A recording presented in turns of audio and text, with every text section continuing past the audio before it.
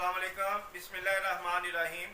आप देख रहे हैं हमारा YouTube channel DM health solutions. मैं हूं डॉक्टर इसहाक राना।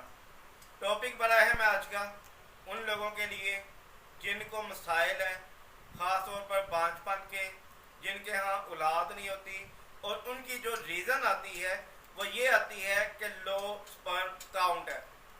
जो स्लगिश या इमोटाइल सेल हैं या गुड सेल्स हैं वो कम है बॉडी के अंदर, वो आइदर फीमेल के अंदर हो आइदर मेल के अंदर हो, किसी में भी हो। इसका ट्रीटमेंट बड़ा ज़रूरी है। जब तक स्पर्म डेड स्पर्म की तादाद आपकी तकरीबन 40% से नीचे नहीं आती तब तक प्रेगनेंसी होने के चांसेस कम होते हैं। अगर हो भी जाए प्रेगनेंसी तो वो वीक प्रेगनेंसी होती है, उसमें अनामली भी आ सकती है, बच्चे पर भी असर हो सकता है और प्रेगनेंसी आगे चल के डिस्टर्ब भी हो सकती है। अल्लाह ताला चाहे तो मुकम्मल चला दें। वैसे मेडिकल के लिहाज से जो मैंने आपको बताया है ये रीजंस बन सकती हैं। अब लो स्पर्म काउंट हम कैसे काउंट करते हैं? सबसे पहले जिसके पास औलाद नहीं हो रही उसकी शादी को 1 साल 2 साल 3 साल 4 साल इससे भी ज़्यादा हो गए हैं, उस वक्त हम एनामली इसको महसूस करेंगे कि इस फैमिली में अंदर इस जोड़े के अंदर मसला है। नेक्स्ट स्टेप क्या होगा हमारा? हम उनका सबसे पहले सीमन एनालिसिस करवाएंगे, यानी कि स्पर्म का टेस्ट करवाएंगे। हम देखेंगे कि स्पर्म काउंट कितना है, उसके dead cell, alive cell, sluggish और इमोटाइल, मोटाइल सेल, ये सारी चीज़ें इसके अंदर आती हैं। हम देखते हैं कि कितने हैं।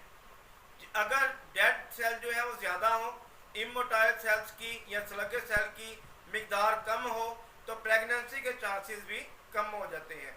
लिहाजा अगर किसी की रिपोर्ट ख़राब आ गई है तो इससे मुराद कि आपको ट्रीटमेंट की तरफ जाना पड़ेगा। हमारे माशरे में क्या होता है, औलाद नहीं हो रही, दम करवाने के अंदर हम 1 साल और गुजार देते हैं। हमें चाहिए कि सबसे पहले मेडिकल टेस्ट करवाएं। अगर टेस्ट के अंदर कोई मसला आता है उसके ट्रीटमेंट की तरफ जाएं। आपने दम करवाना है या कुछ और करवाना है, किसी बुजुर्ग के पास जाना है, वो आप जाएं, लेकिन मेडिकल टेस्ट जो है वो करवाना इंतहाई ज़रूरी है। उसी से आपको पता चलेगा कि आपके जिस्म के अंदर मसला क्या है। अब इसका ट्रीटमेंट इंतहाई सिंपल ट्रीटमेंट है। Natural law of cure homeopathic तरीका इलाज के अंदर बड़ी बेहतरीन अद्वियात इसमें मौजूद हैं जो दिनों के अंदर आपके जो स्पर्म है उनको बढ़ाना शुरू कर देती हैं। होता क्या है कि जब हमारे स्पर्म बढ़ाने के लिए हम मेडिसिन इस्तेमाल नहीं करते तो जाहिर बात है स्पर्म नहीं बनेंगे। अगर फ्रेश स्पर्म बनना शुरू हो जाएंगे तो आप इलाज की तरफ जाना शुरू हो जाएंगे। नेचुरल लॉ ऑफ क्योर यानी कि होम्योपैथिक तरीका इलाज के अंदर मैं समझता हूँ कि पूरी दुनिया के अंदर अगर कोई ऑथेंटिक ट्रीटमेंट है तो वो नेचुरल लॉ ऑफ क्योर के तहत ही है, बिल मिसल अद्वियात होम्योपैथिक की। दूसरे तरीका इलाज में किसी भी बीमारी को दबाने की दवाइयाँ इस्तेमाल करवाई जाती हैं। होम्योपैथिक में वो चीज़ें इस्तेमाल करवाई जाती हैं जो इस चीज़ को बनाती हैं या प्रोड्यूस करती हैं।